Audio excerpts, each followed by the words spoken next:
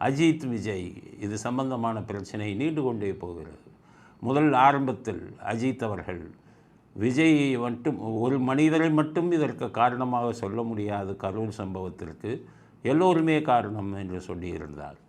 உடனே அதை சம்பந்தப்பட்ட அரசியல் கட்சிகள் அஜித் விஜய்க்கு எதிராக பேசியிருக்கிறார் என்று சொல்லி அதை இணையதளத்தில் வைரலாக்குனாங்க.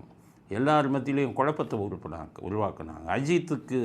விஜய்க்கு எதிராக அஜித் என்று அப்படின்னு சொல்லி செய்தி பரவுது. அப்போ தான் நேற்று பேசிய அஜித் விஜய்க்கு எதிராக நான் எதையும் நினைத்து கூட பார்த்ததில்லை அப்படின்னு சொல்லிட்டார்.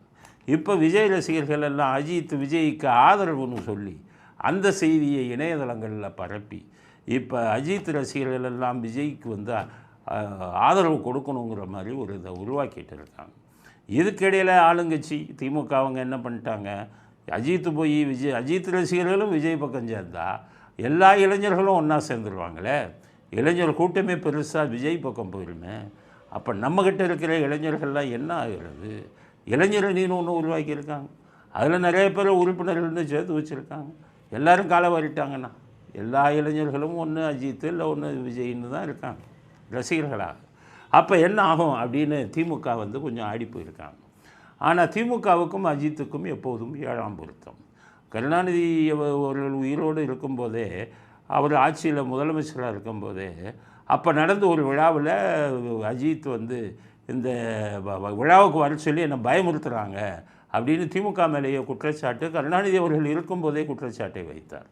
அப்போ கருணாநிதி அவர்கள் பக்கத்தில் அமர்ந்திருந்த நம்ம ரஜினிகாந்த் எந்திரிச்சு நின்று கைதட்டினார், ஆமோதிச்சு.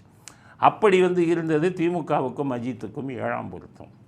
இப்போ இந்த நேரத்தில் விஜய்க்கு நான் எப்போதும் நல்லதையே நினைத்திருக்கிறேன் அப்படின்னு அஜித் சொன்னதுனால 2 ரசிகர்களும் ஒன்றா சேர்ந்துருவாங்களோ, அஜித் ரசிகர்கள் எல்லாம் விஜய்க்கு ஆதரவு தெரிவித்து விடுவார்களோன்னு சொல்லி முக்கியமான கட்சிகள் எல்லாம் கலக்கம் அடைந்து, அதனால் இப்போ அஜித்தை நெருங்கி உங்களுடைய ஆதரவை எங்களுக்கு கொடுங்கள் அப்படின்னு சொல்லி கேட்டுக்கிட்டு இருக்காங்க.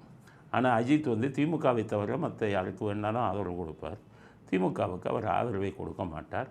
காரணம், திமுக தலைவர்கள் பல பேர் அவரை பல விதத்தில் மிரட்டி இருந்தார்கள் அப்படிங்கிறது அவரே சொல்லியிருந்தார். அதனால் இப்படிப்பட்ட சூழ்நிலையில் விஜய்க்கும் அஜித்துக்கும் காதலா இல்லை மோதலா அப்படின்னு ஒரு விவாதமே நடந்து கொண்டு இருக்கிறது.